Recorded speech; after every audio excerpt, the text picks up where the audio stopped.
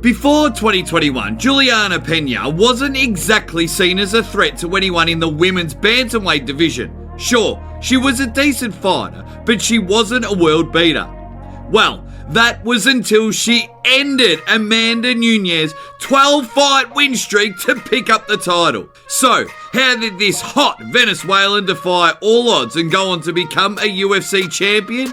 Well, in this video, we're going to show you exactly how. Though Venezuelan, Peña was actually born and raised in Washington. She was the youngest of 4 siblings and attended Spokane Community College, though we don't know what she actually studied. Peña first stumbled upon the beautiful world of combat sports as a young adult after attending a cardio kickboxing class to drop a few pounds. And, safe to say, after just a few minutes, Peña fell in love with the idea of combat sports.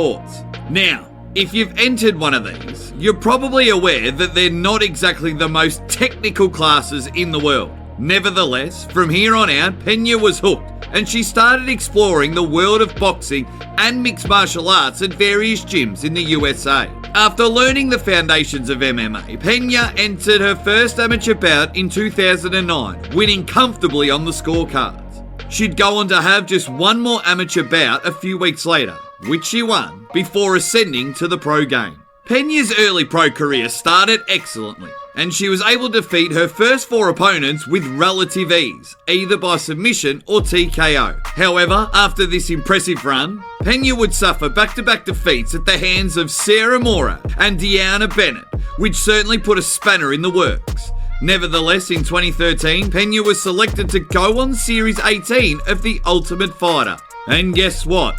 She only went and won. By winning The Ultimate Fighter, Peña was handed a coveted UFC contract, meaning she could finally face the best fighters in the world and, of course, make a whole lot more money. And at the start of her UFC career, Peña looked amazing, winning her first 4 fights with relative ease. However, in 2017, she suffered her first loss in the UFC at the hands of Shevchenko. This was the first real world-class opponent that she shared the octagon with, and it became apparent that she was way out of her depth, losing by armbar in the second round. Peña would go on to bounce back from these losses with a win over Nico Montano before losing again to Jermaine Denrandami. And somehow, after defeating Sarah McMahon, Dana decided to give her a title shot against Amanda Nunes. I've got a feeling that her fighting skills weren't the only thing that got her that title shot, if you get what I mean.